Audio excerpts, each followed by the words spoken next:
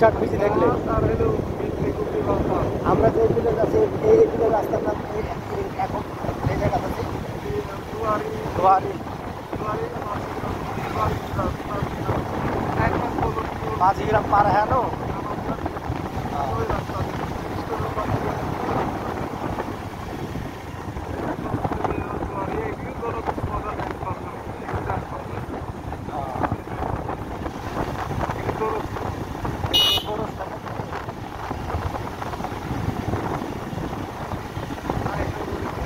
ওই যে নহটাতে আসার রাস্তাটি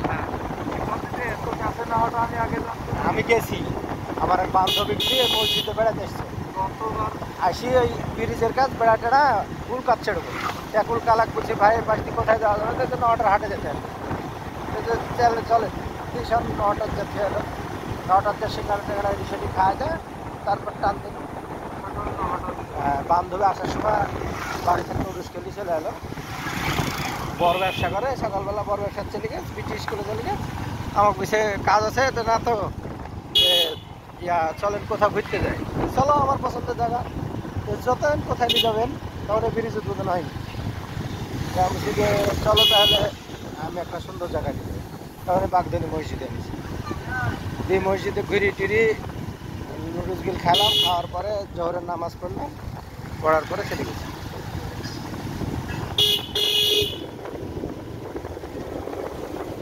দেখা আল্লাহর আশাইতে যে পরিমাণ পানি দিছে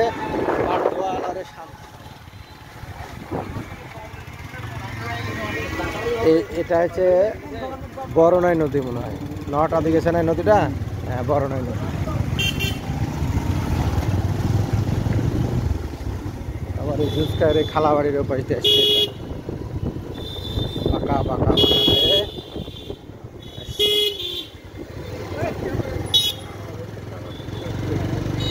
এটি দুয়ারি মোড় না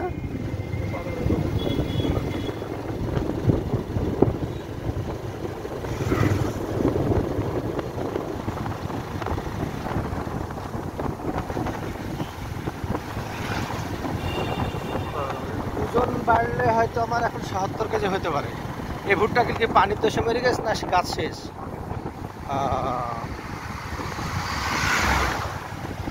আমার লাল শাক হয়নি রে ভাই পুকুর কুমড়া পুকুর হ্যাঁ বাহ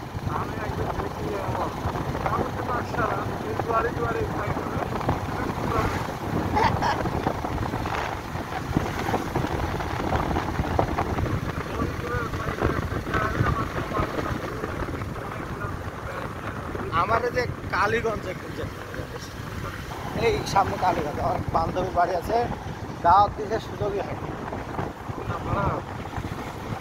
নাম ঠিকানা সব কিছু জানি ফোন নম্বর আগরটা ব্যবহার মনে হয় করে না ঢাকাতে চাকরি করে ওর পর রাজশাহী বিশ্ববিদ্যালয় পড়তো এখন তো কোথায় আছে জানি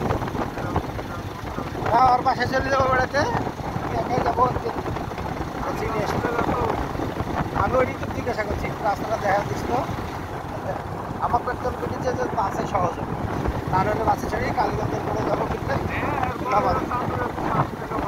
ও আচ্ছা আচ্ছা আমার যেতে হবে পারিশা গ্রাম পারিশা দুর্গা ওখানে একটা প্রাইমারি স্কুল আছে হাই স্কুল আছে ওই কালীগঞ্জের যে গ্রামটার নাম পেলাম আর বাবার নাম হচ্ছে গোলাম মুস্তফা আমার মনে আছে যে আমার চাচার নামে নাম দেয় তাই এক ঝুলে আমার বান্ধবীর বাড়ির কাছে চলে এসেছি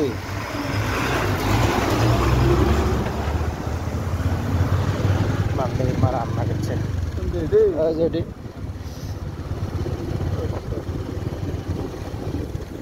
আমার 5 রোল ছিল আর 4 রোল ছিল ক্লাসের কলেজে প্যারামেডিক্যালে যখন ইয়া করতাম ফটোকপি করতাম ওকে কপি করে আমি দিতাম শর্টকাট আমার সিট ছিল রং জায়গ ভালোই ছিল বাপ এসে ঘর জামাই থাকে ইলেকট্রনিক মিস্ত্রিটা চলবে না দেওয়ার ধর আগায় সেভাবে আগায়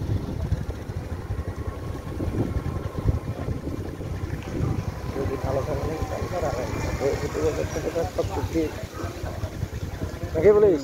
না হলে দেখতে ভালো হবে। হ্যাঁ, এই লোকটা যে কষ্ট পাইছে এই ঝর্ণার এবার কল্পনা আছে। হ্যাঁ, এর একটা মেয়ে আছে, পরের পক্ষের একটা মেয়ে আছে। এক রাতের ভিতরে একটা ঝামেলা ঈদের দিন ঝামেলা ডিভোর্স দিস। কোন বনে আসলাম রে ভাই আমরা? বাগদানি না বাগসারা? বাগসারা জানে। আর সুন্দর আমের বাগান এই বালের কারণে, গাছের কারণে রোড আরো বেশি। বিকালে প্রচুর পুকুরের মাছ যায়। ও, এই জন্য রাস্তার অবস্থা 12টা। হ্যাঁ, সর্বোচ্চ গেছি মাগরিবের একটু আগে, একদিন শুধু রাস্তার মাঝে ধান খেয়ে।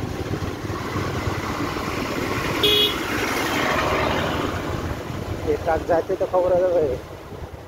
রাস্তার জায়গা জায়গা গাড়ি পাতি দায়িত্ব হবে, বস্তা হবে। রাস্তার অবস্থা হবে। তারা তো নিম্নমানের কাজ করে জানি। এই কাজটা হেভি নিম্নমানেরই ছিল। নিম্নমানের করার কারণে ঘুরবে না, ঘুরেও তাই এরকম কাজ করলে তো বছর ফিরবে না। খুবই নিম্নমানের কাজ ছিল। আমার রোডে কাজ করলে ওই জন্য নিম্নমানের দেখছি, এর চাইতে ওই 10 গুণ ভালো। ওই খোয়া যেভাবে দিল ওটা না দিলে এবার বর্ষাকালে দেখছি কত গাড়ি পোল্ট্রি খেত, কত গাড়ি পোল্ট্রি খেত। হ্যাঁ, ওইটা দেওয়া তো একটা সুবিধা। কি অবস্থা গাড়ি একদিন হলে একদিনে নিতে বলি। হ্যাঁ, 9 টাকা মতো নিচ্ছি। সারাক্ষণ গাড়ি ধরা হয়, চেন নষ্ট হয়ে যায়। চেন নষ্ট হয়ে যায়, তারপরে ব্যাটারি বেশি যায়। আবার গাড়ি ধোয়ার পর মিনিমাম 2-10 মিনিট স্টার্ট দিবি, গাড়িটা গরম করবি, তাহলে সুন্দর আসার সময় উঠতে হবে এই হোটেলটা। তাই কোন পাশ দিয়ে যাবি?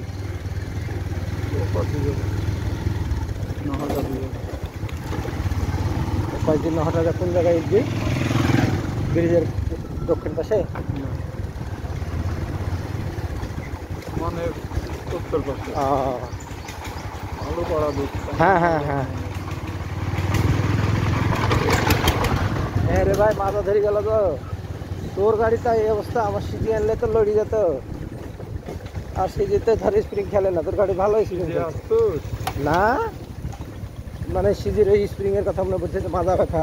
আমার ওই গাড়ি চালা মাজা ব্যথা করতো, মাজার ব্যথার ওষুধ খাওয়া লাগতো।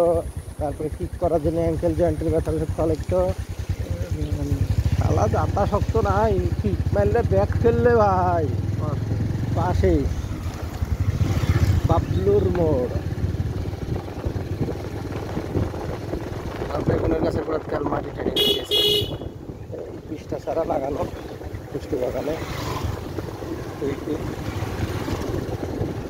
ইউরিয়া ফসফেট পটাশ দুধ দিয়ে কেজিখানে দিবি, 2-3 দিন পর গা ঘোরা দিই। ফসলই হইল না, বুঝলি?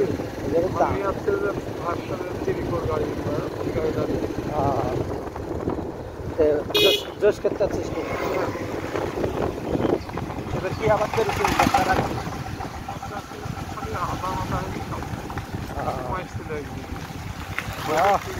দাম কিরে ভাই? 120 টাকা কেজি। গ্রামীণ এই চিত্র কতদিন পরে দেখা। হ্যাঁ, দেখিস তো না।